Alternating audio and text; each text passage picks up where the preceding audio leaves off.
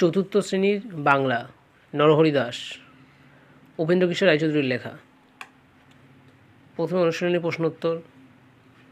একের দাগ বলছে উপেন্দ্রকিশোর রায়চৌধুরীর লেখা তোমার একটি প্রিয় বইয়ের নাম লেখো। টুনটুনির বই লিখবে। তার লেখা গল্প অবলম্বনে তৈরি সিনেমা তুমি দেখেছো, গুপি গাইন বাঘা বাইন লিখবে। তারপর তিনের দাগের এক কী বলছে, হ্যাঁ তুমি কী খাও, ছাগলছানা ষাঁড়কে কী ভেবে এমন প্রশ্ন করেছিল। উত্তর হবে ছাগলছানা ষাঁড়কে ভেবেছিল ওটাও একটা ছাগল। তিনের দুই প্রশ্ন বলছে গল্পে বাঘ শিয়ালের মামা আর নরহরি দাস নিজেকে কার মামা হিসেবে দাবি করেছিল। উত্তরটা হবে নরহরি দাস নিজেকে সিংহের মামা বলে দাবি করেছিল। তিনের তিন ছাগলছানা ষাঁড়ের সঙ্গে কেন বনে গিয়েছিল। উত্তর হবে ঢের ভালো ঘাস খাবে বলে। তিনের চার ছাগলছানা সেদিন রাতে কেন বাড়ি ফিরতে পারেনি। উত্তরটা হবে খুব ঘাস খেয়ে পেট ভর্তি করে ফেলেছিল বলে। অন্ধকারে শিয়াল ছাগলছানাকে কী মনে করেছিল। উত্তর হবে রাক্ষস টাক্ষস মনে করেছিল। তিনের ছয় বাঘ শিয়ালকে ফিরতে দেখে আশ্চর্য হয়ে গিয়েছিল কেন। উত্তর হবে বাঘ মামার কাছে শিয়াল তক্ষুনি নেমন্তন্ন খেয়ে বাড়ি ফিরে আবার এসেছিল বলে। তিনের সাত শিয়াল কোন শর্তে বাঘের সঙ্গে ফিরতে চেয়েছিল। শিয়ালকে একা একা ফেলে বাঘ পালাবে না এই শর্তে শিয়াল বাঘের সঙ্গে ফিরতে চেয়েছিল। তিনের আটের প্রশ্ন কী বলছে, ছাগলের বুদ্ধির কাছে বাঘ কীভাবে হার মানল।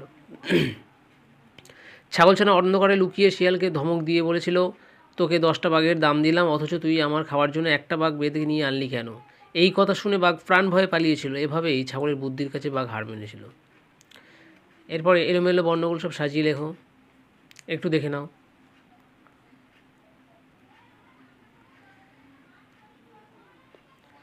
এরপর শূন্যস্থান পূরণ আছে, যেখানে মাঠের পাশে বন আছে তারপর থেকে তোমরা দেখে নাও। সেই বনের ধারে মস্ত পাহাড়ের গর্তের ভিতর থাকতো একটা ছাগলছানা। 5-এর উত্তর কী হবে, সেই বনের ভিতরে। তারপরে হবে সেই বনের ভিতরে অনেক সবুজ ঘাস ছিল। ছাগলছানাটা তারপরে হবে ছাগলছানাটা ছিল খুব বুদ্ধিমান।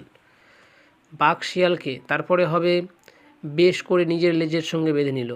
5-এর 5 হবে বাঘ ভাবে তার পিছনে বুঝি নরহরি দাস ছুটে আসছে, তাই সে আরও বেশি ছুটতে লাগলো। একই অর্থের শব্দ পাশের ঝুড়ি থেকে খুঁজে নিয়ে লেখো। বন হবে জঙ্গল, ছাগল হবে অজ, আশ্চর্য হবে অবাক, সাজা হবে শাস্তি, তৃণ হবে ঘাস। এরপর বর্ণ বিশ্লেষণগুলো তোমরা একটু দেখে নিও। পাহাড় আছে, মস্ত আছে, সন্ধে আছে, অন্ধকার আছে, 50 আছে, তারপর আস্পর্ধা আছে, ব্যস্ত আছে, নিঃশ্বাস আছে। এবার কোনগুলো ঠিক কোনগুলো ভুল একটু দেখে নিও।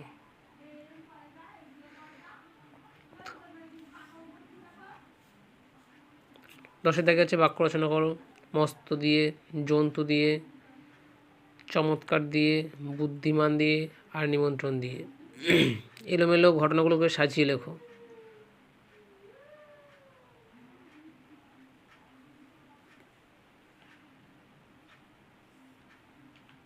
এরপর চতুর্থ বলছে কারণ কী লেখো। কারণগুলো প্রত্যেকটা উত্তর দেওয়া আছে, করে নিও।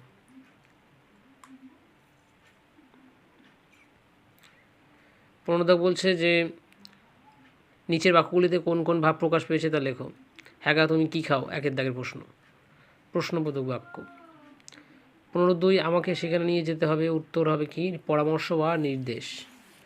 15-3 হবে যাস নে, ভালুকে ধরবে, বাঘে নিয়ে যাবে, সিংহে খেয়ে ফেলবে, এটার উত্তর হবে উপদেশ। 15-4 হবে এখন বাড়ি যাই, ইচ্ছা। 15-5 হবে শুনেই তো শিয়াল বললে বাবা গো, সেখান থেকে দে ছুট, এটা হচ্ছে ভয়। 15-6 কী ভাগ্নে এই গেলে এক্ষুনি এত ব্যস্ত ফিরে এলে যে, এটা হবে প্রশ্ন।